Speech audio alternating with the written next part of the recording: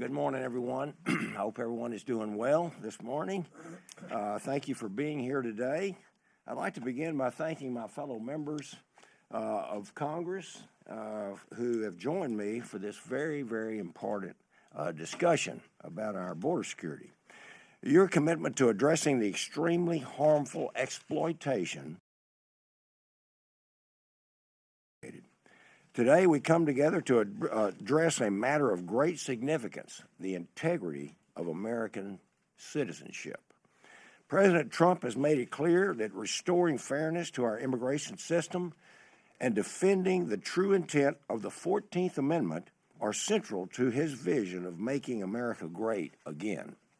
His historic executive order to end birthright citizenship marks a critical step forward.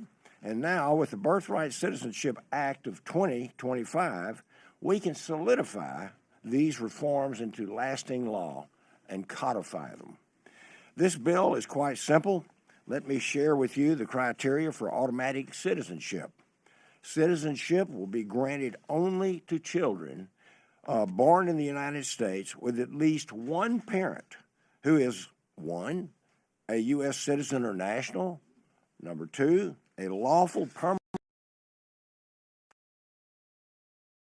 a lawful resident who is serving in the military. This is about ensuring the citizenship, a cornerstone of our national identity. It is protected, respected, and aligned with the principles upon which this country was built. This is the time, ladies and gentlemen, to pass this legislation, which has been plaguing our country for well over 100 years. This opportunity will not come again, at least not for a long, long time. So please strongly urge your members of Congress to co-sponsor and vote for this important bill. I look forward to sharing this more about this legislation and engaging in a meaningful conversation about its importance. And so with that, I'd like to pass the microphone over to another member of Congress who has been a consistent advocate for enforcing our immigration laws, my fellow co-chairman of the House Border Security Caucus, Representative Andy Biggs. Yes, sir. Thank you, Mr. Chairman. Thank you for all of you for being here and my colleagues for being behind me. I'm grateful to be a co-sponsor of this legislation. It's an important piece of legislation, and it's going to codify the executive order that President Trump just put in. But I'll tell you this, if the framers of the 14th Amendment would have known how abused the notion of birthright citizenship would be, which was not even a notion in the 1860s, they would have been absolutely stunned. The people who support birthright citizenship turn often to the Wong Kim Ark case, but they forget what that case really stands for. What it stands for is permanent legal resident. So when you have the permanent legal resident, then the court said, then in that case, you might be a U.S. citizen if you were born in this country. That is what the Wong Kim Ark case stands for. People who are abusing this now, they're here temporarily, and they're here illegally. They should not be granted the special gift of citizenship in the United States of America when you've abused our laws. If you want more information on it, it's not hard. Go read the congressional record of the debate of the 14th Amendment. There you'll find that information. The notion of subject to the jurisdiction thereof, that language has been abused and bastardized. The courts that do not support birthright citizenship, it needs to come to an end. Many of us have advocated for that for some time, and I'm grateful for this piece of legislation. The last point of view I'll give to you is the 1924 Indian Citizenship Act that was passed by Congress. Well, why is that important? Because until that time, only specific tribes were given individual birthright citizenship. But the reason that they did that is because they did not believe that nations, Indian nations, were subject to the jurisdiction thereof. They changed that in 1924. They did it legislatively. We need to clarify and codify that there is no birthright citizenship for those who enter this country illegally.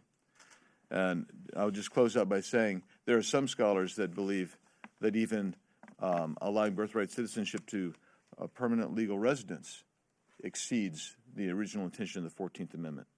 But our bill is going to clarify that, and I'm grateful to Mr. Babin, my co-chairman, Mr. Babin, for his effort and all those behind me. With that, I will throw this to the gentleman who is dressed so nattily today from South Carolina, Mr. Ralph Norman. Thank you, Andy. I want to thank Congressman Babin for sponsoring this legislation and all of my colleagues behind me who are supporting this. You know, as Andy said, the founders did not have a notion to think that this would be an issue at any time, nor did they have a notion that they would have a president who would let anybody and everybody from over 175 countries in this country illegally to cross the border. We're a nation of laws. We're a sovereign nation. But you have to have sovereign borders, and who would have thought that would have been violated? The citizenship clause was never intended to guarantee citizenship for the children of illegal immigrants. And let me give you some statistics. The CIS, the Center for Immigration Studies, estimate that 1 out of 10 births in the United States are to an illegal mother. CIS also estimates that nearly 400,000 expectant mothers cross the border illegally in hopes of giving birth in the United States. After being granted automatic citizenship, these children can initiate chain migration with their family members. This is an exploitation of the 14th Amendment, never intended by the founders. This is the executive order that President Trump signed right after he was inaugurated this past week.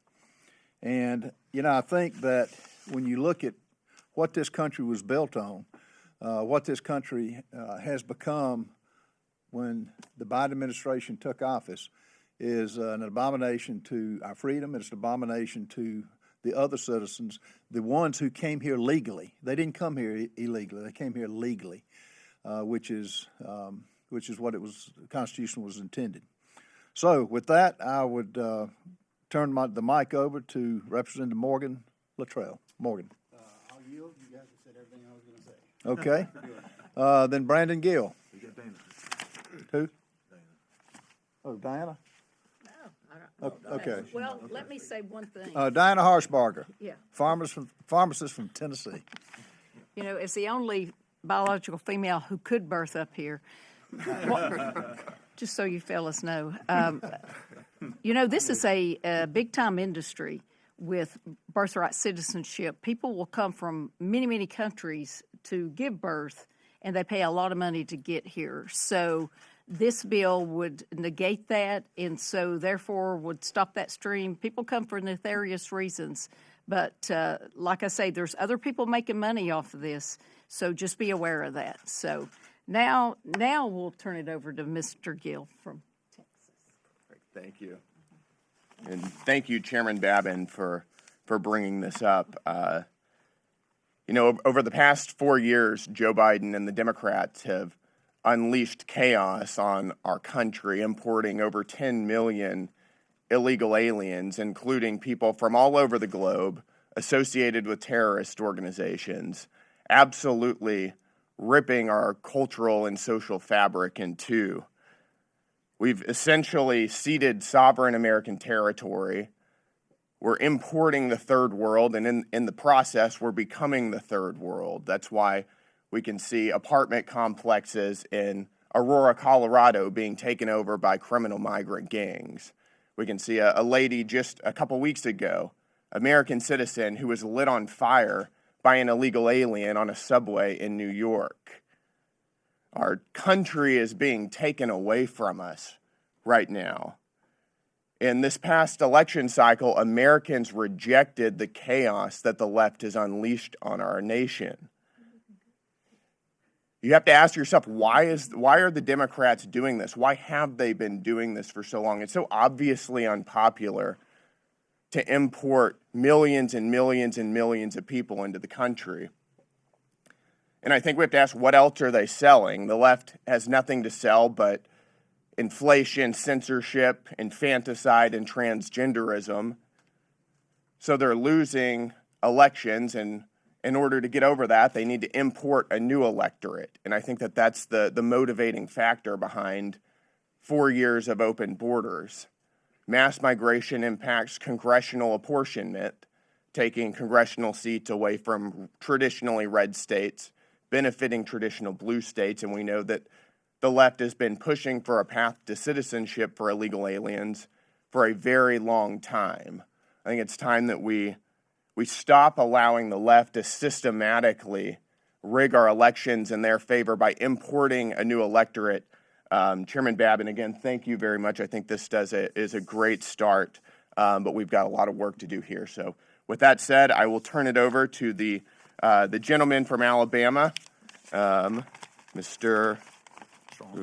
Strong. There we go. Couldn't see the name. Thank you. See ya. That's right. First of all, thank you, Mr. Chairman, for your leadership in this issue. And Congressman Biggs, you hit it out of the park. That's exactly what's going on in America. January 20th marked the dawn of a new day in America.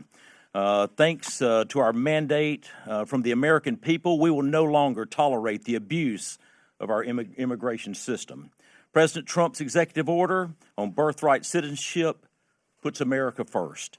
Now Congress must take action and pass this bill to close the loopholes that have gotten us here. Plainly said, birthright citizenship incentives illegal immigration. That's what it does. It incentivizes illegal immigration. Birthright citizenship strains our health care, education, and social services system. Hospitals and schools are overwhelmed. Taxpayers are forced to pay for the services of families who find a way around the legal immigration system. Our welfare system already takes up roughly 20% of our budget, and that number only continues to grow. Birthright citizenship also undermines the principles of fairness. No one has the right to skip the line and cross our border and go around the legal barriers in place. The days of illegal immigrants demanding the same rights and benefits of American citizens are over. Citizenship should be earned through a shared commitment to the values and laws our country, not automatically granted by the mere circumstance of birth within a border. Ending birthright citizenship will prioritize the rights of American citizens and lawful residents. This reform is not about denying opportunity. It's about ensuring fairness, order, and a system that works for everyone. We can no longer allow our immigration system to be exploited. We must put an end to birthright citizenship. Those that desire to be a United States citizen must do it legally. You must assimilate, pledge your allegiance to America, follow our laws, and speak our language. Our time is now. And next, I'll recognize John Rose from Tennessee. John? So much of what I have to say has already been said, but I will say this. We should not confuse the legislation that we're talking about today and this issue with being anti-immigrant. This nation every year welcomes more legal immigrants than any country on the face of the earth. And we love to have these people who want to come here and embrace what America is, people yearning to be free and willing to subject themselves to the laws of this country. We want them to come here, and there is a process for that. So this is not about that. This is about two things principally. From a practical perspective, this is about having laws in place that protect the sovereignty of this country and preserve citizenship for people who have come here in an intentional way, embracing all that is America.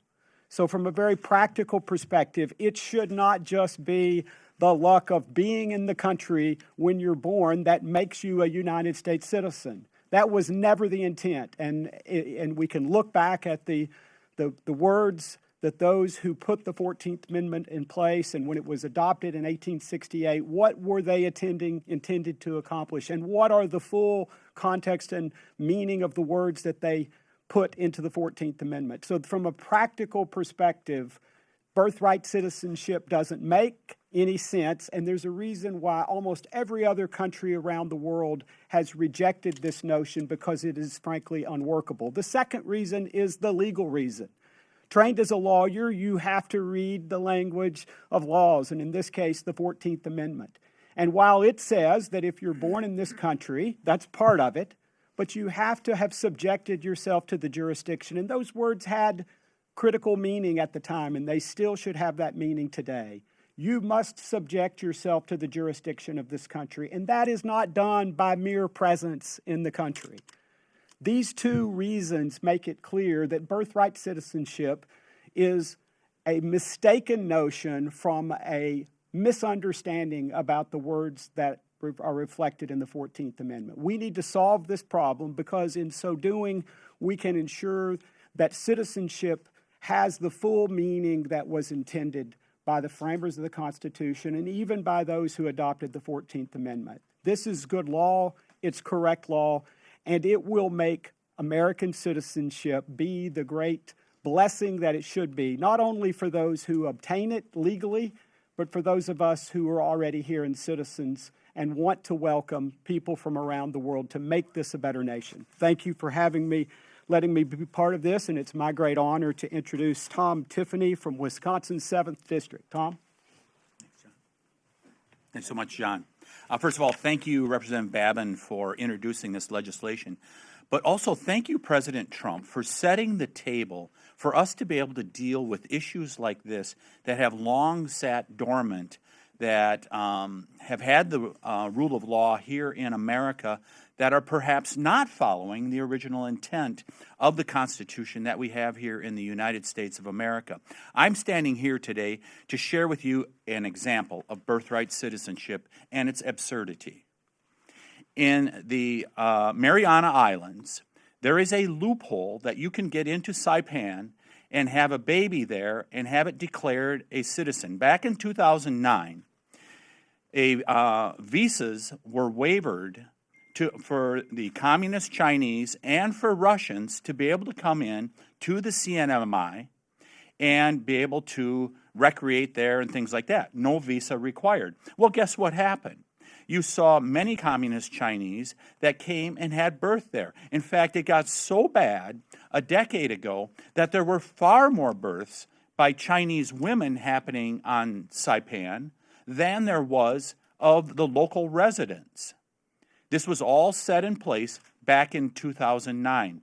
So as a result of that, they're saying that they have citizenship. So think about the country that is our greatest adversary, as we are here as they are in the 21st century here, Communist China, and we are allowing them to be able to come in to our territory and simply be able to declare citizenship for children of the Communist Chinese being born on that island.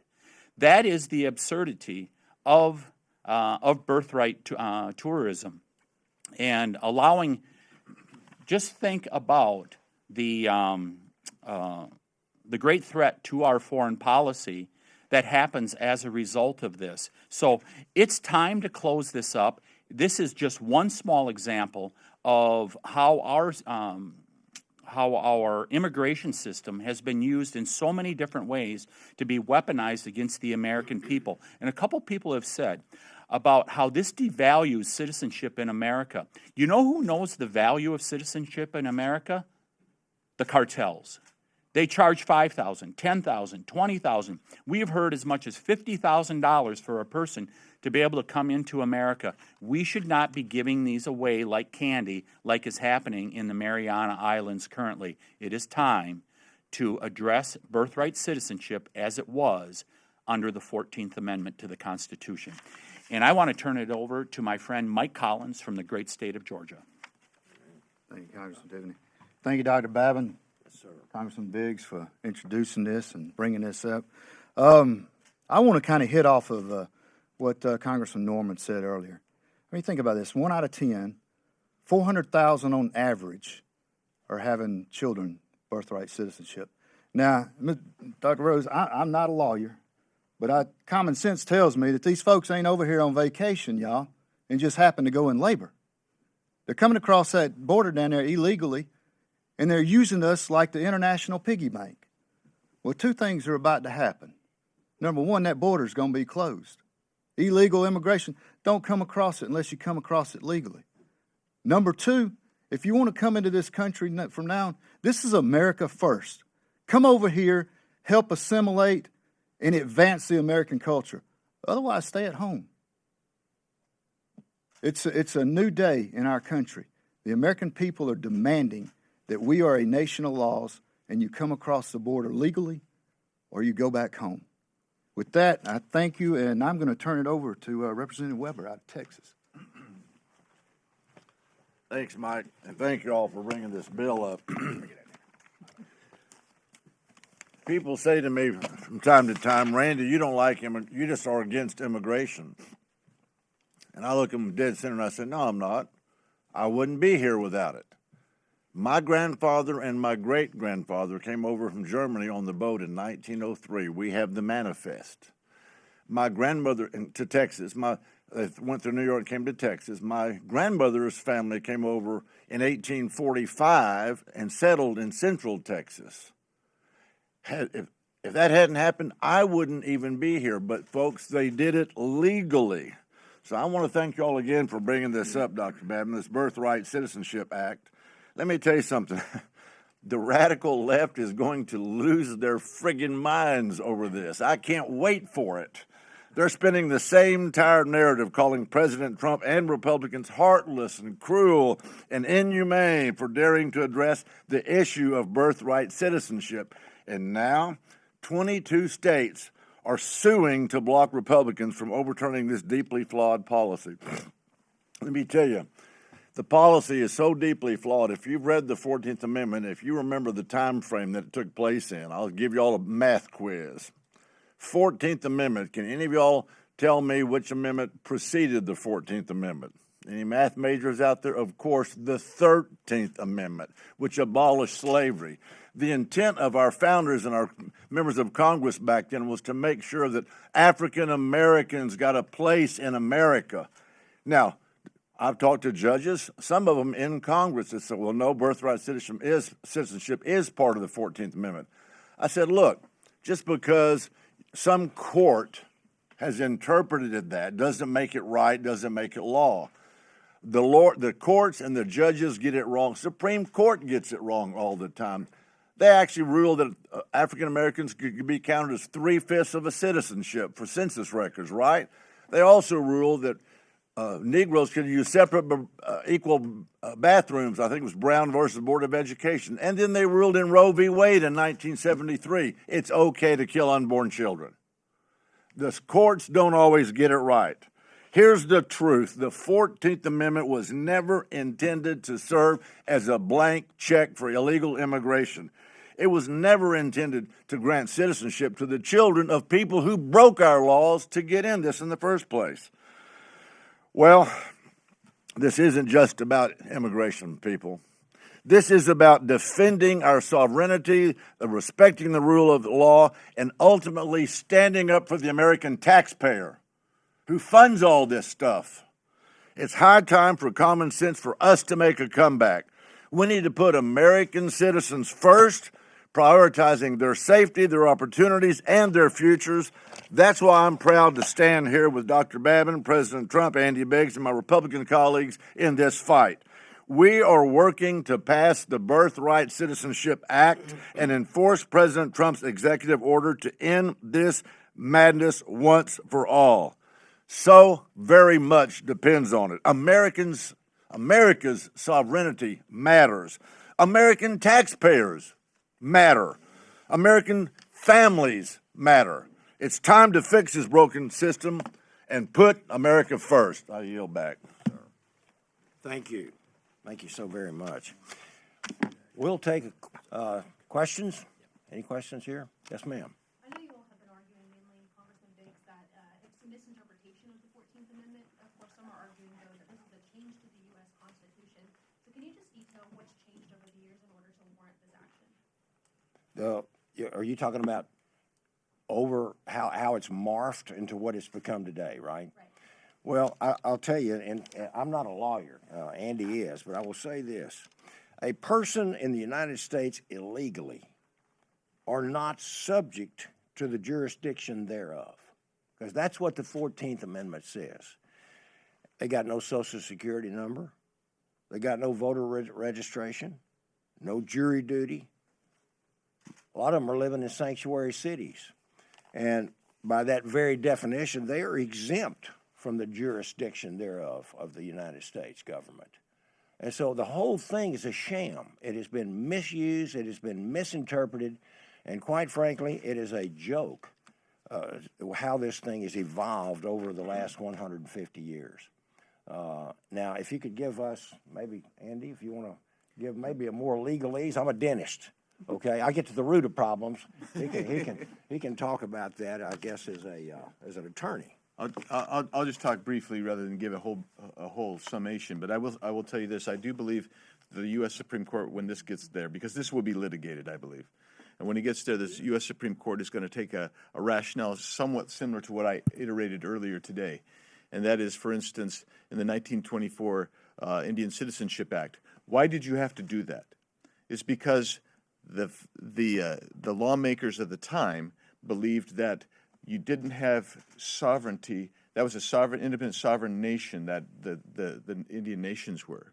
So there was no loyalty, which meant there was no jurisdiction thereof. So the term subject to the jurisdiction thereof actually had a meaning more than just saying that you're subject to be prosecuted or get voting rights, etc.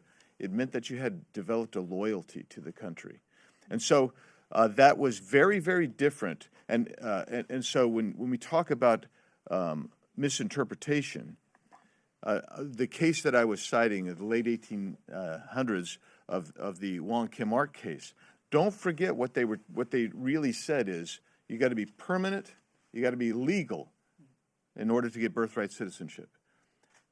The Roosevelt administration under FDR, they're the ones that actually kind of bastardized that and kind of expanded that. And so that's why I believe ultimately, and I'm predicting and forecasting, that when this gets to the U.S. Supreme Court, the U.S. Supreme Court's going to rule that this particular piece of legislation is constitutional. Just a quick follow-up. Will you guys work to try to get this as part of the reconciliation bill, the board policies in that bill? I would love for it to be there. But there's some technical rules with regard to oh, go ahead. I'll let John go. Go ahead, John. Yeah, John. Well, I think Representative Biggs has made the point. This is not a change of the Constitution. We're not talking about changing constitutional law, and I think he's made that point. So this is common sense on the first hand, but if you think about it from the legal interpretation of the language of the 14th Amendment, and again, I think he's made this point, it's not just about being born in the United States. It's about being subject to the jurisdiction. Lawyers study jurisdiction. It's a multifaceted question. Jurisdiction includes subject matter jurisdiction. It includes physical jurisdiction, to be sure, but it doesn't just include physical jurisdiction. In other words, you don't just have to have control of the person, and some people might look at this simplistically. And then there is legal jurisdiction. And so when the framers of the 14th Amendment were doing this, I think by putting that language in there, they understood that jurisdiction in the subject to the jurisdiction in the broadest sense. And so we're not asking for the Constitution to be changed. We're just asking for it to be applied and interpreted as it was intended and as it was written. And as far as reconciliation goes, and I think several of these ladies and gentlemen up here have already addressed the fact that how much tax money could be saved if we did away with this. So I think it could be easily placed in reconciliation. Although I'm not. Anybody else want to have anything to say about that? About reconciliation? Oh, go ahead. Yeah. No. I think in time, I doubt it will be in this package this year. We've got enough issues to debate and enough cuts that we're going to have to make. Because I think, this has got a dollar value. Assigning a dollar value would be tough.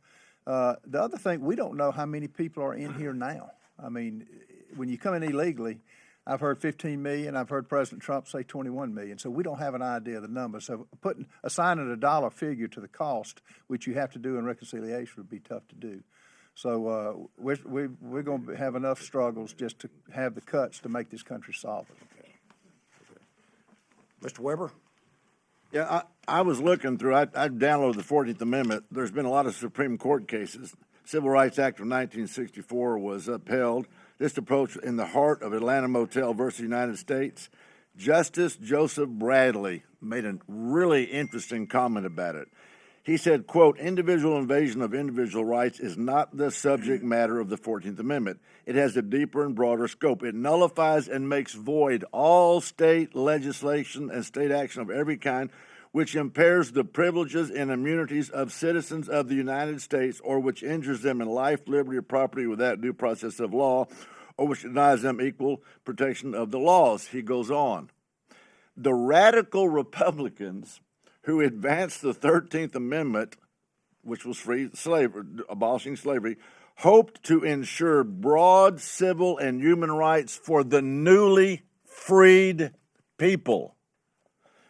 But its scope was disputed before it even went into effect. The framers of the 14th Amendment wanted these principles enshrined in the Constitution to protect the new Civil Rights Act from being declared unconstitutional by the Supreme Court and also to prevent a future Congress from altering it by a mere majority vote.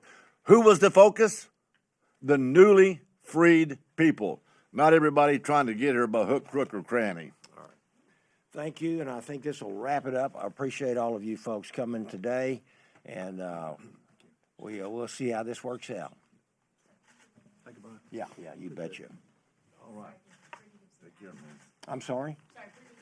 Good to see you, Counselor. If you had been in conversations with the White House Legislative Affairs team at all on this legislation and how this could connect to the executive order we saw President Trump on Monday. Well, our staff has talked to some of those folks. I haven't talked to President Trump about this, but I can tell you, we appreciate and wanted the challenges to this bill.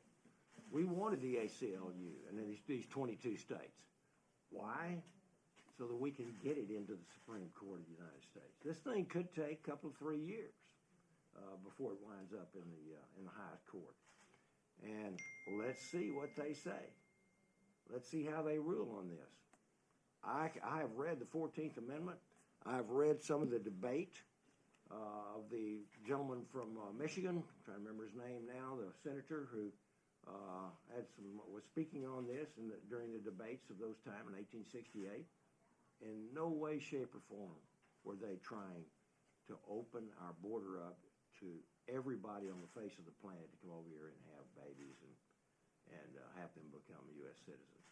None of our European allies on the continent of Europe have this opportunity. Okay? Thank you. Thank you. Okay.